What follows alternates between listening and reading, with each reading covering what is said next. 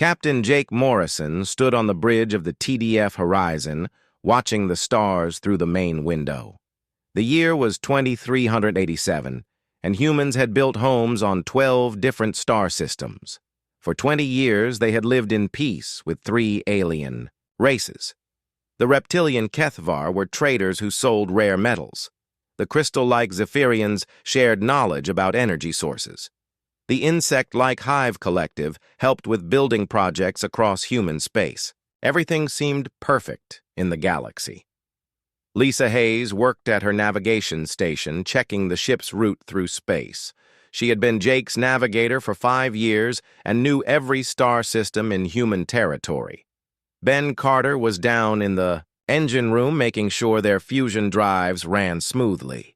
Amy Foster sat at the weapons station running practice drills, even though they had not fired their guns in anger for 3 years. The crew of 200 people aboard the Horizon believed their main job was to show the flag and help merchant ships with problems. The communication system made a sound that meant an emergency message was coming through. Lisa turned to look at Jake with worry in her eyes. Emergency calls were rare in peaceful times. Jake told the communications officer to put the message on the main screen.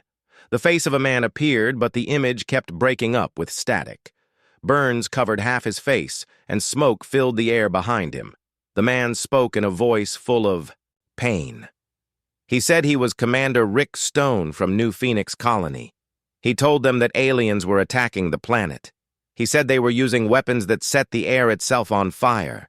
Millions of people were dying. He begged for help before the transmission went dead. Jake felt his blood turn cold. New Phoenix was home to 3 million humans, including many families with children. Jake ordered Lisa to set course for New Phoenix at maximum speed. The journey would take 6 hours, even at their fastest pace. He called all senior officers to the bridge for an emergency meeting. Ben came up from the engine room, wiping grease from his hands. Amy arrived carrying her sidearm and looking ready for battle. The ship's doctor, Kate Miller, joined them along with the Marine commander and intelligence officer. Jake played the distress message again. Everyone watched in silence as Rick Stone's burned face told them about the attack. When it ended, Kate spoke first. She said it made no sense because New Phoenix had good relations with all 3 alien races. The colony traded with Kethvar merchants every month. Zephyrian scientists worked at the university there. Even some Hive Collective workers helped maintain the farms. The intelligence officer said his sensors picked up no alien military ships in the area when they last checked 3 days ago. Amy suggested it might be pirates using stolen alien weapons. Ben said the description of weapons that burned air sounded like illegal plasma technology that was banned by Galactic Treaty. Jake told everyone to prepare for the worst and get ready for possible combat. As the Horizon raced through space, Jake tried to contact other ships in the area. The merchant vessel Lucky Star had been near New Phoenix 2 days ago, but now gave no response. The science ship Explorer that studied asteroids in that system also stayed silent. 3 military patrol boats that should have been protecting the colony could not be reached. Jake began to fear they were already too late. Lisa called out that they were approaching the New Phoenix system. Jake ordered all crew to battle stations. Red lights flashed throughout the ship as people ran to their positions. Amy powered up the weapons while Ben pushed the engines to their limits. Kate prepared the medical bay for possible wounded survivors. Everyone hoped they would arrive in time to help. When they dropped out of faster-than-light travel, Jake could not believe what he saw. New Phoenix burned like a torch in space. The entire atmosphere glowed orange and red as fires raged across every continent. Pieces of destroyed ships floated in orbit around the planet. Jake recognized some of them as human vessels, but others looked like they came from all 3 alien races. It seemed like a battle had been fought, and everyone had lost. Amy ran scans of the area and found signs of life on the planet's surface. Small groups of humans had survived in underground shelters. Jake ordered the crew to prepare rescue shuttles. They would land at the strongest life sign locations and try to save whoever they could. Kate gathered her medical team and prepared for the worst injuries they had ever seen. The first shuttle landed near what used to be the capital city of Haven. Commander Rick Stone crawled out of a damaged bunker along with 40 other survivors. His face showed terrible burns, and his uniform was torn and bloody. He told Jake that the attack had come without warning. HFY ships had appeared in the sky and started firing weapons that turned air into flame. When humans tried to surrender, the aliens had laughed and kept killing. Rick said the other alien races had helped with the attack. Zephyrian ships had blocked all communications so no distress calls could get through. Hive collective soldiers had gone into the shelters to hunt down families who were hiding. They had killed children and old people while recording everything. Rick said they seemed to enjoy watching humans die. More shuttles returned with other survivors. Each group told the same story. The aliens had worked together to destroy New Phoenix. They had used weapons designed to cause the most pain and fear. They had broadcast messages saying humans were a disease that needed to be removed from the galaxy. They claimed humans bred too fast and had no respect for superior species. Jake stood in the shuttle bay listening to the survivors tell their stories. 3 million people had lived on New Phoenix just days ago. Now only a few thousand remained alive. Kate worked to treat burn victims and people with broken bones. Many survivors kept asking about family members who had not made it to the shelters. In time, one young girl named Emma kept crying for her parents. She had been at school when the attack started. Her teacher had pushed her into a basement shelter just before the building caught fire. Emma was only 8 years old, and now she had no family left. Kate held the girl close and promised they would take care of her. As night fell on the burning planet, Jake made the hardest decision of his military career. There was nothing more they could do at New Phoenix. The planet would take years to recover if it ever could be saved at all. He ordered his crew to collect all survivors they could find and head back to human space. They needed to warn everyone about what had happened and prepare for what might come next. The Horizon left New Phoenix carrying 800 survivors. As they traveled toward Earth, Jake received more bad news. Other colonies were reporting, alien ships gathering near their systems. It seemed like New Phoenix had been just the beginning of something much worse. The age of peace between humans and aliens was over, and Jake feared that humanity was not ready for the war that was coming. Admiral John Hayes sat in the emergency meeting room on Earth, watching 12 screens show the faces of colony leaders from across human space. The news from New Phoenix had reached every human world within hours. 3 million dead in a single day. The largest massacre in human history. The room felt heavy with fear and anger as people tried to understand what had happened and why. Governor Mary Chen from the Mars colonies spoke first. She said her military advisors believed this was just a HFY raid that got out of hand. Maybe some rogue commander had decided to attack humans without permission from the HFY government. She suggested sending diplomatic messages to all 3 alien races, asking for explanations and demanding they punish whoever was responsible. Lieutenant, Colonel Sam Wright stood up from his seat at the back of the room. Sam ran human intelligence operations and had been studying alien communications for 10 years. He told the governors they were wrong about this being a small raid. His people had been tracking unusual alien ship movements for weeks. Large fleets from all 3 races had been moving toward human space, but they had hidden their activities using new technology. Sam activated a holographic display showing ship positions throughout the galaxy. Red dots marked alien vessels while blue dots showed human colonies. The pattern was clear to anyone who looked carefully. Alien fleets surrounded every major human world. This was not a raid or an accident. This was a planned military operation, designed to destroy humanity. Dr. Kate Miller had arrived on Earth with the Horizon survivors just hours before the meeting. She still wore her medical uniform stained with blood from treating burn victims. Kate had spent years studying alien biology and behavior. She told the governors that the attack on New Phoenix showed signs of careful planning. The aliens had used weapons specifically designed to cause maximum terror among human populations. Kate explained that plasma weapons which burned air were banned by galactic law because they caused unnecessary suffering.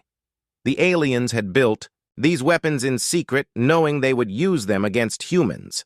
The coordination between all three races meant they had been planning this attack for months or years. The broadcasting of anti-human messages showed this was about more than territory or resources. Governor Steve Park from the Titan mining colonies interrupted the discussion. He said his people were reporting alien ships gathering near their asteroid fields. The miners were scared and wanted to evacuate, but Earth Command had not given permission. Steve demanded immediate military protection for his workers and their families. Admiral Hayes checked his communication pad and saw new reports coming in from across human space. The Europa Research Station had detected Zephyrian ships approaching their system.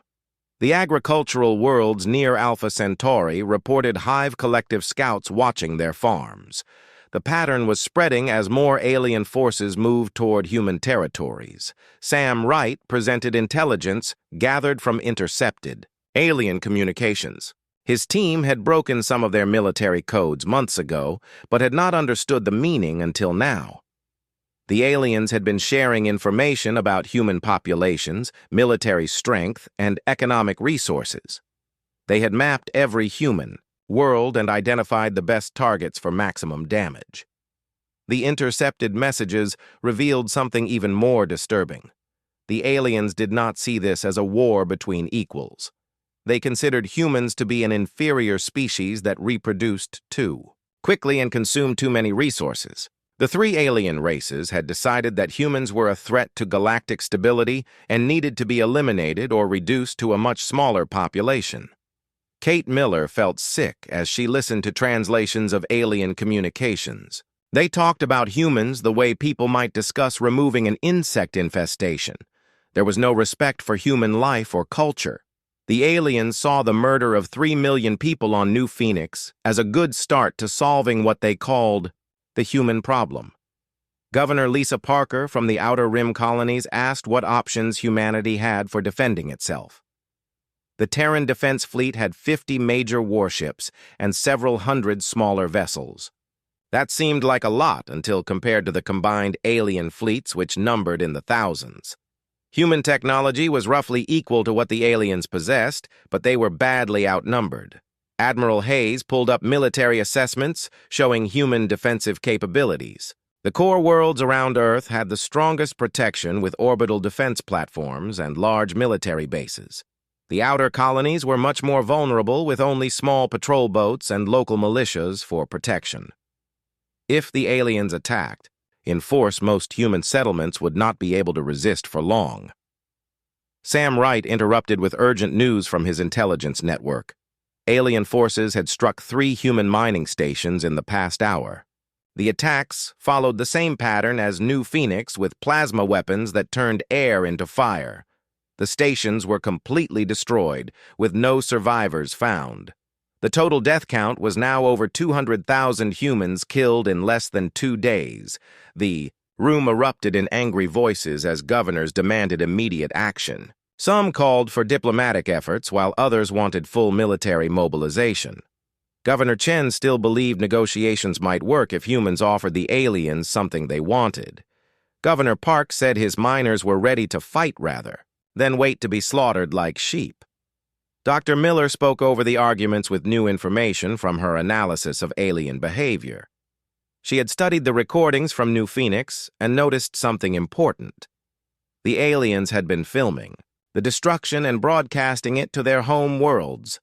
They were treating the murder of humans as entertainment for their populations. This suggested the attacks were not just military operations, but public spectacles.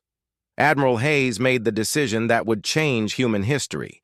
He activated Protocol 6, which put all human military forces on high alert. Every ship would return to base immediately for weapons upgrades and battle preparations. All civilian shipping would travel in armed convoys. The outer colonies would begin evacuation procedures for non-essential personnel. Jake Morrison had been standing quietly in the back of the room during the meeting. As captain of the ship that found New Phoenix, he had seen the aftermath of alien cruelty firsthand. He asked permission to speak and told the governors about the 8-year-old girl, Emma, who had watched her parents burn alive. He said the aliens were not interested in negotiations or compromise. They wanted humans to suffer before they died. Sam Wright presented the most disturbing intelligence of all. His people had intercepted a message from the Kethvar High Command to all alien fleets. The message said that humans who surrendered would be allowed to live as slaves and servants. Those who resisted would be eliminated along with their families. The aliens expected this to be a short war ending with total human surrender. The communication system in the meeting room activated with an incoming message from alien forces. The face of a Kethvar commander appeared on the main screen. His reptilian features showed no emotion as he delivered what he called a final warning to humanity. He said humans had 30 standard days to evacuate all colonies and return to Earth. Any humans found outside the Sol system after that time would be killed. The alien commander continued speaking in a cold voice. He said the 3 races had decided that humans were too aggressive and primitive to share the galaxy with advanced civilizations. Earth would be allowed to remain as a reservation where humans could live under alien supervision. All human technology, above a certain level, would be confiscated to prevent future problems. Governor Chen asked if diplomatic contact was possible, but the alien commander cut off the transmission without responding. The message had not been an invitation to negotiate. It had been a demand for total surrender. The aliens expected humans to give up everything they had built in space and accept life as a conquered species. Admiral Hayes looked around the room at faces filled with fear and anger. Some governors still talked about finding peaceful solutions, but most now understood that war was inevitable. The aliens had made their intentions clear. They would accept nothing less than the complete submission of humanity to their will. Kate Miller thought about all the alien friends she had made during her research over the years, scientists and traders who had seemed genuinely interested in cooperation between species. Now she realized that even the friendly aliens had been gathering information to use against humanity.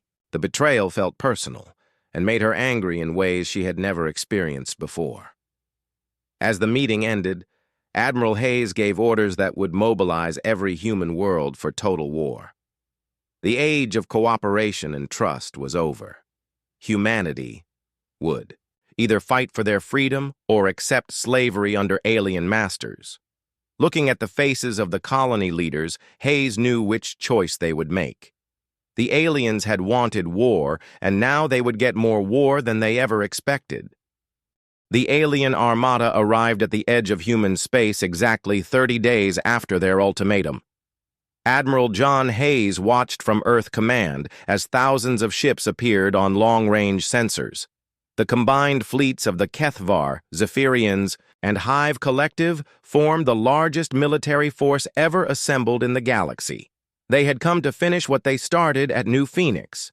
Captain Jake Morrison commanded a patrol fleet near the Jupiter system when the aliens began their advance. His ships included the Horizon, along with 5 other cruisers and 12 destroyers.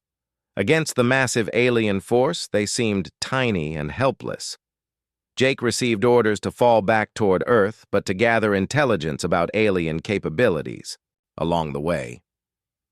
The first human world to face the alien advance was Kepler Station, a mining outpost with 50,000 people.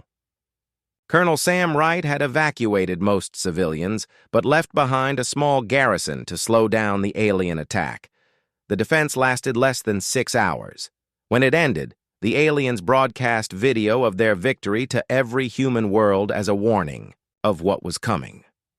Dr. Kate Miller watched the alien broadcasts from her laboratory on Earth, where she studied enemy communications. The aliens did not just destroy Kepler Station. They tortured prisoners and executed civilians while recording everything for their entertainment networks back home.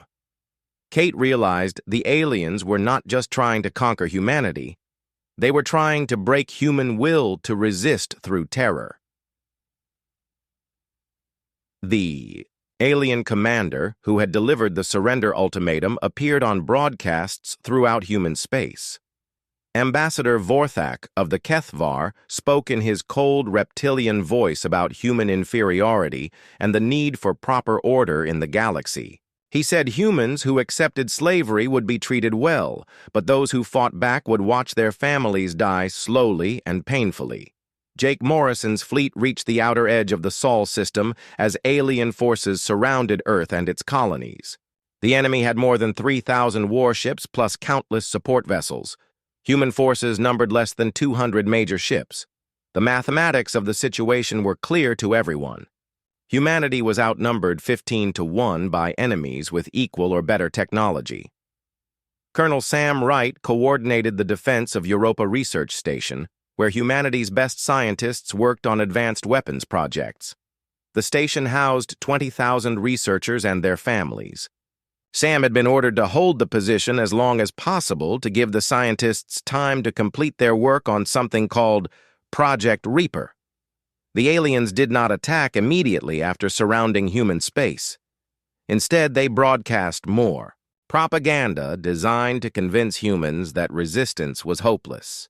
Videos showed the destruction of human colonies, while alien voices explained that surrender was the only way to avoid total extinction. Many humans began to believe that fighting back would only make their punishment worse.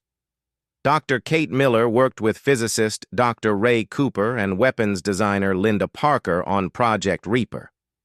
The project involved new technologies that could change the balance of power in space combat, but the work required resources and time that humanity might not have. The aliens could attack Earth at any moment and end human civilization forever. Ambassador Vorthak made his final offer to humanity in a broadcast seen throughout human space. He appeared on screens in homes, offices, and military bases everywhere. His message was simple. Humans had 24 hours to surrender unconditionally. After that time, alien forces would begin systematic extermination of every human world, starting with the most populated planets. The alien ambassador explained that humans had proven themselves unworthy of independence by refusing to accept their proper place in the galactic order. He said the three alien races regretted the need for violence, but humans had forced this solution through their stubborn resistance to superior authority. The killing would continue until all humans either submitted or died. Admiral Hayes called an emergency meeting of human military leaders. The situation was desperate beyond anything in human history. Earth's orbital defenses might hold off the aliens for days or weeks, but eventually they would be overwhelmed. The other human worlds had even less chance of survival. Hayes had to decide whether to fight a hopeless battle or try to save what remained of humanity through surrender. Jake Morrison attended the meeting along with other ship captains who had fought delaying actions against alien scouts. They reported that enemy technology was more advanced than previous intelligence had suggested. Alien shields could absorb tremendous damage, while their weapons could penetrate human armor with ease. Traditional space combat tactics would not work against such superior forces. Colonel Sam Wright reported from Europa Station that Project Reaper was nearly complete, but needed more time. His scientists had discovered new principles of physics that could revolutionize human military capabilities. The weapons they were developing could destroy entire fleets or crack the surface of planets. But the systems were untested and might not work properly in actual combat. Dr. Kate Miller made a discovery that changed everything about the war. While studying intercepted alien communications, she found recordings of alien civilians discussing the conflict. The aliens were not just military enemies fighting for territory or resources. Their entire civilizations supported the extermination of humanity as a necessary step toward galactic peace. The recordings showed alien families watching, videos of human suffering as entertainment. Kethvar children laughed while watching human families burn alive on New Phoenix. Zephyrian artists created beautiful crystal sculptures celebrating the murder of human colonies. Hive collective workers sang songs about crushing human resistance and feeding human bodies to their larvae. Kate realized that this was not a war between governments or military forces. This was a war between species where one side had decided the other had no right to exist. The aliens saw humans as vermin that needed to be exterminated for the good of all civilized races. There could be no peace or compromise with enemies, who viewed humanity as inherently evil. Admiral Hayes made the decision that would define human survival. He activated Protocol 7, which had never been used before in human history. Every human world would shift to total war production. Every ship, weapon, and resource would be dedicated to military operations. Civilian governments would be replaced by military command structures focused entirely on fighting the aliens.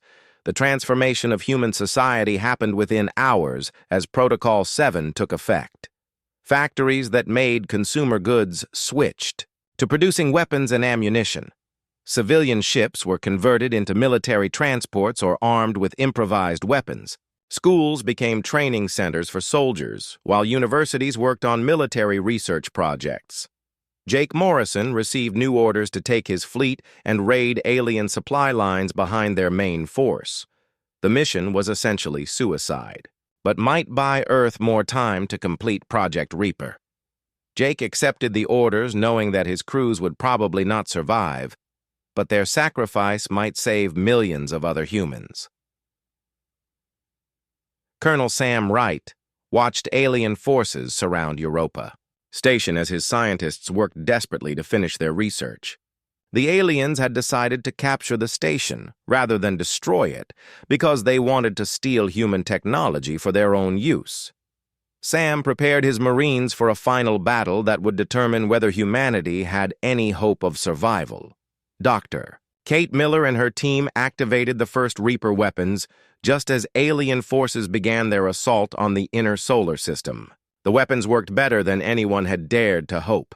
Human ships that had been helpless against alien technology suddenly became deadly threats that could destroy enemy vessels with single shots. The battle for Earth began as both sides committed everything they had to final victory. Alien commanders expected easy conquest of a primitive species. Human leaders knew they were fighting not just for victory, but for the right of their species to exist in the galaxy. The outcome would determine whether humans joined the ranks of advanced civilizations or became extinct like so many species before them. As explosions lit up space around Earth, Kate Miller stood in her laboratory watching the battle through reinforced windows. The aliens had taught humanity that mercy was weakness and compassion was failure. They had shown humans what total war really meant. Now humanity would teach them the same lesson with interest, compounded by rage and determination, born from desperation. Project Reaper came alive just as the alien armada reached Earth's outer defenses. The first test of the new weapons shocked everyone who witnessed it. Human ships that had been retreating in defeat suddenly turned around and began destroying alien vessels with impossible efficiency. The Terran Defense Fleet went from helpless victims to deadly predators in a matter of hours. Captain Jake Morrison stood on the bridge of the TDF Nemesis, a new supercarrier built with Reaper technology. The ship was 3 times larger than anything humans had constructed before and carried weapons that seemed like magic to his crew.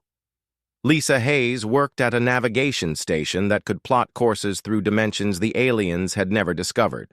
Ben Carter monitored engines that drew power from the quantum structure of space itself. The transformation of human military capability was beyond anything the aliens had expected. Ships moved faster than light in ways that broke the known laws of physics.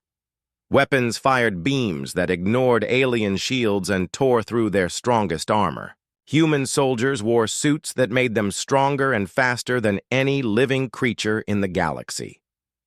Dr. Kate Miller watched the first space battle from her laboratory as human forces engaged the alien fleet near Jupiter. What should have been a massacre of human ships became something entirely different. The aliens found their superior numbers meaningless when human vessels could destroy 10 enemy ships for every loss. Their advanced technology became useless when humans attacked from directions that should not have existed. The Battle of Europa. Station became the turning point of the war.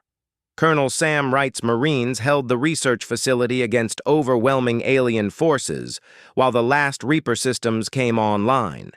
The Kethvar assault troops who landed on the station expected to face primitive human soldiers. Instead, they met warriors who moved like ghosts and struck with the force of natural disasters. Amy Foster commanded a squadron of new human fighters that could phase in and out of normal space. Her pilots attacked alien formations from impossible angles, then vanished before the enemies could respond. The aliens had ruled space combat for thousands of years, but suddenly found themselves fighting an enemy that rewrote all the rules of warfare. The alien command structure began to collapse as reports flooded in from across the battle zone. Kethvar, admirals who had conquered dozens of species, found their fleets burning in space. Zephyrian crystal ships that had seemed indestructible shattered under human weapons they could not understand. Hive collective swarms that overwhelmed enemies through numbers discovered that human ships could be in multiple places at the same time. Admiral John Hayes coordinated the human counterattack from Earth Command as Reaper technology revealed its full potential. Human forces did not just fight better than before. They fought in ways that defied everything known about space combat. Ships appeared behind enemy lines through tiers in space. Weapons fired backward through time to destroy targets before they could shoot. Soldiers fought battles on multiple dimensional levels simultaneously. Jake Morrison led the first human attack on an alien home system when his fleet struck the Kethvar colony of Vorth Prime. The aliens had expected their homeworld to be safe behind massive defensive fleets. They watched in horror as human ships emerged from dimensional portals inside their orbital defenses and began systematically destroying military targets with surgical precision. The psychological impact on alien forces was as devastating as the physical destruction. The three races had considered themselves the masters of the galaxy for millennia. They had conquered or destroyed hundreds of other species. Now they faced enemies who seemed to possess technology that bordered on the supernatural. Human ships appeared and vanished like ghosts, while human weapons struck with the power of dying stars. Dr. Kate Miller's research teams had developed more than just new weapons through Project Reaper. They had unlocked human potential that had been dormant for thousands of years. Humans began displaying abilities that seemed impossible even by the standards of advanced technology. Pilots could feel enemy thoughts across vast distances. Engineers could repair damaged systems by touching them. Soldiers could predict enemy movements before they happened. The alien propaganda networks that had broadcast human suffering for entertainment suddenly went silent. There were no more videos of burning human colonies or tortured prisoners. Instead, alien populations watched their own fleets retreat in confusion from battles they should have won easily. The species that had considered themselves superior to humanity began to experience fear for the first time in generations. Colonel Sam Wright led ground operations on alien worlds as human forces went on the offensive. The same species that had massacred human families for sport now found human soldiers appearing in their cities like avenging spirits. But humans did not copy alien tactics. They targeted military facilities and government buildings while leaving civilian populations unharmed. This restraint confused aliens who had never shown mercy to conquered enemies. Amy Foster's fighter wings struck deep into alien territory, carrying weapons that could crack planets or destroy entire star systems. The power at human disposal was greater than anything that had existed in galactic history. Yet human commanders used that power with careful precision rather than unleashing total destruction. They seemed more interested in justice than revenge, despite everything the aliens had done to provoke them. The Battle of Zephyr Prime demonstrated the new reality of galactic power. The crystal beings who had allied with the Kethvar against humanity found their homeworld surrounded by human fleets that had traveled impossible distances in minutes rather than months. Zephyrian defense forces that had seemed invincible crumbled under human weapons that turned their crystalline bodies into harmless dust. Admiral Hayes received surrender offers from alien commanders who had been demanding human extinction just weeks before. The same voices that had called humans inferior vermin now begged for mercy and promised eternal peace. Hayes studied each message carefully, but did not respond. The aliens had taught humanity that words meant nothing without the power to enforce them. Jake Morrison's crews discovered something disturbing as they captured alien ships and installations. The three races had not just planned to exterminate humanity. They had prepared to enslave or destroy dozens of other species throughout the galaxy. Humans were simply the first target in a campaign of genocide that would have continued until only the three allied races remained alive. The alien species that had seemed so powerful and advanced revealed themselves to be parasites that had grown, strong by consuming weaker civilizations. They had never created their technology through original research.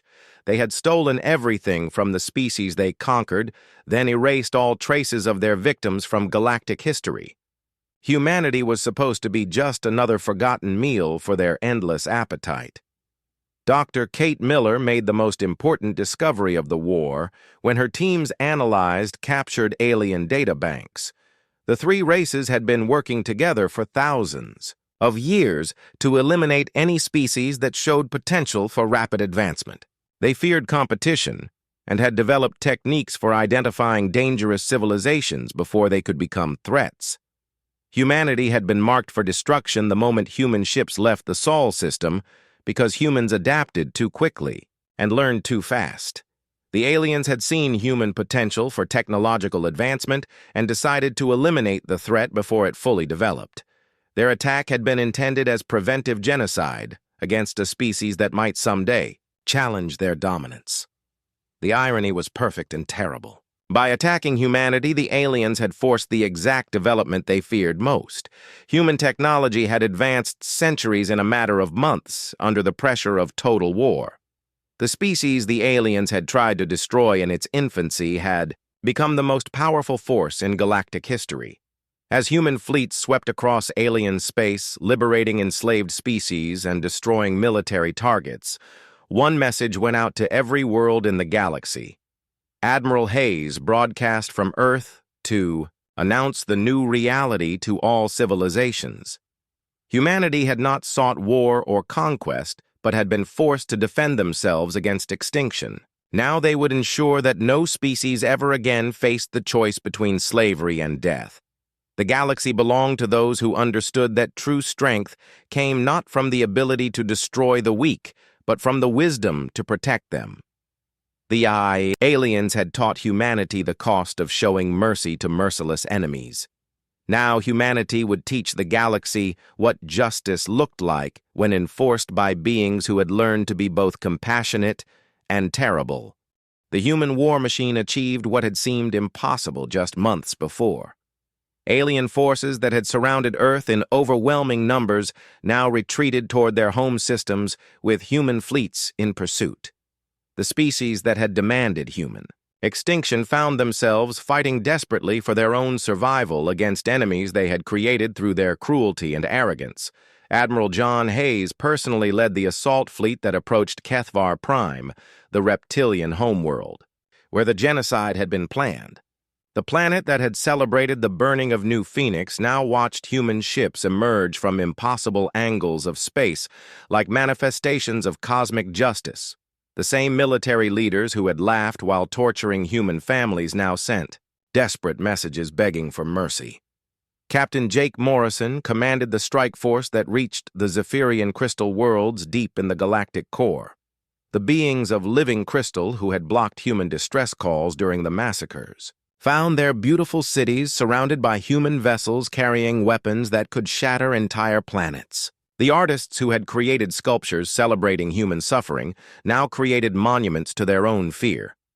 Colonel Sam Wright coordinated the systematic dismantling of every hive collective nest throughout their territory. The insectoid species that had hunted human children in bunkers for sport discovered what it felt like to be prey when human soldiers appeared in their breeding chambers like nightmares made real. The queens who had sung songs about feeding human flesh to their larvae now wept for the safety of their own young. Dr. Kate Miller intercepted communications from alien civilian populations as human forces approached their worlds. The messages revealed panic beyond anything in recorded galactic history. Families who had watched videos of human families burning now fled their homes in terror. Children who had been taught that humans were inferior vermin now hid in shelters while their parents prayed to ancient gods for protection.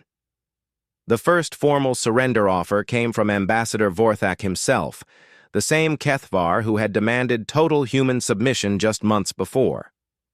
His reptilian features showed none of the cold arrogance he had displayed when threatening humanity with extinction. Instead, his eyes held the desperate fear of a being who finally understood that his species faced the same fate they had planned for others.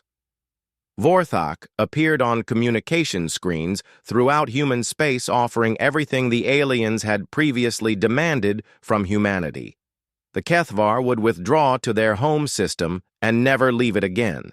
They would pay tribute to humanity for generations. They would serve as slaves if that was what humans required. All they asked was that their species be allowed to survive in some form. Admiral Hayes studied the surrender offer in his command center while reports flooded in from across the galaxy. Human forces had captured or destroyed most alien military installations. Entire fleets that had seemed invincible now drifted as wreckage in space.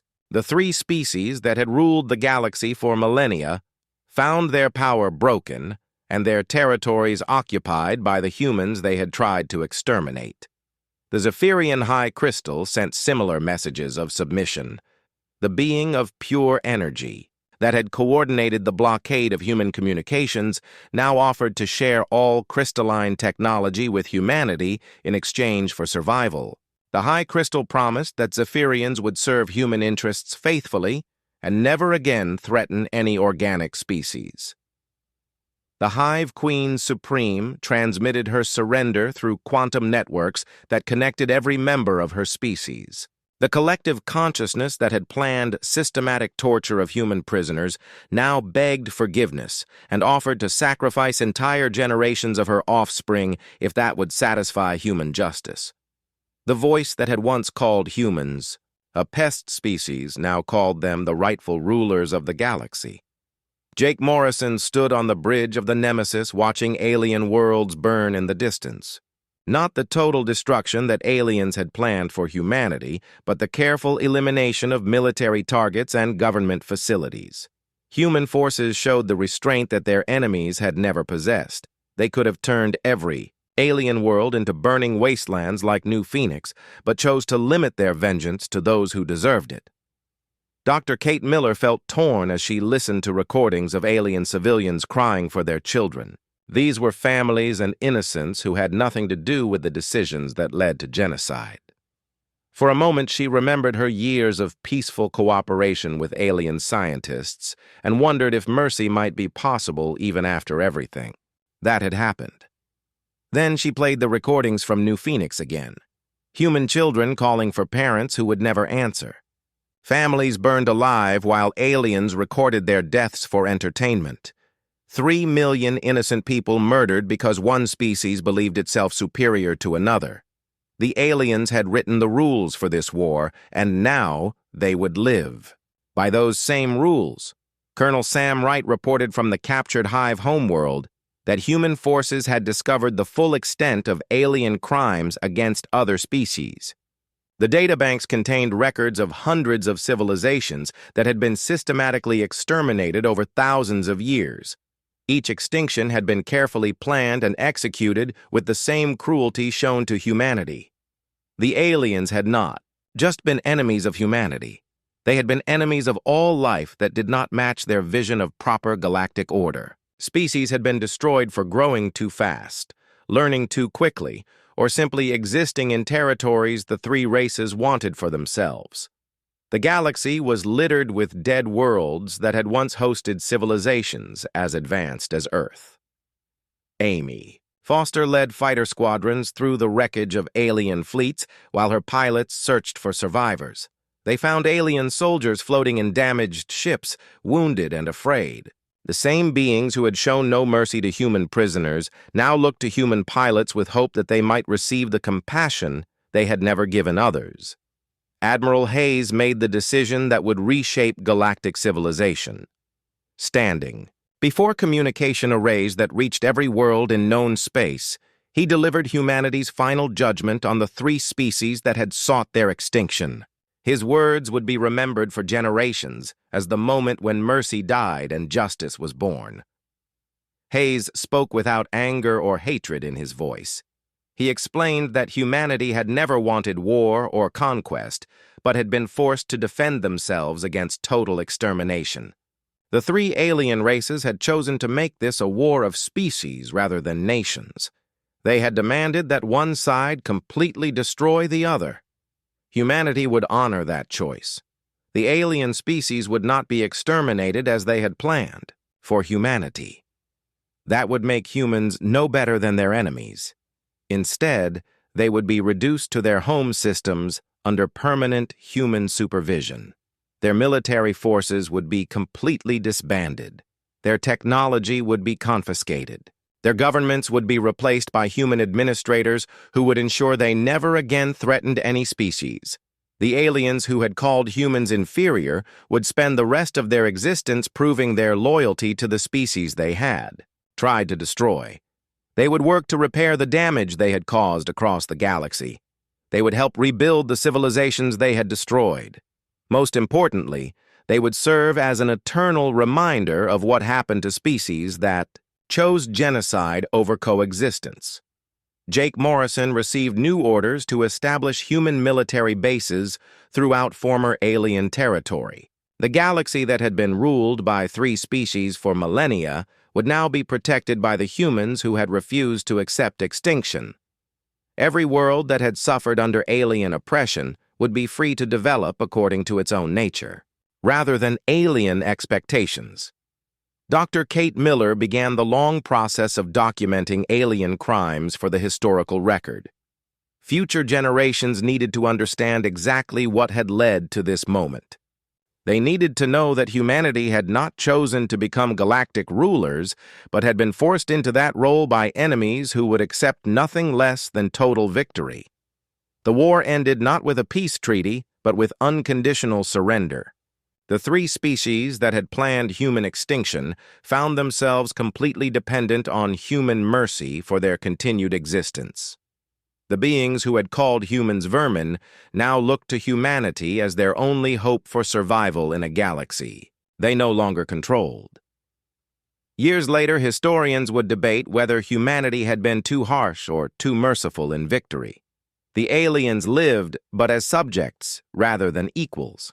Their crimes were remembered, but their punishment stopped short of the extinction they had planned for others. Perhaps that difference between human justice and alien cruelty was what made humanity worthy of the power they had never sought, but now possessed. Captain Jake Morrison stood on the observation deck of a space station orbiting Earth, looking out at stars that now belonged to humanity. The galaxy was at peace, but it was the peace of justice rather than the peace of submission. Species throughout known space lived free from the fear of extinction because humans had learned to be both compassionate and terrible when the situation demanded it. Dr. Kate Miller worked in laboratories where former enemies now served as assistants. In projects designed to benefit all galactic civilizations, the aliens who had once considered humans inferior now competed for the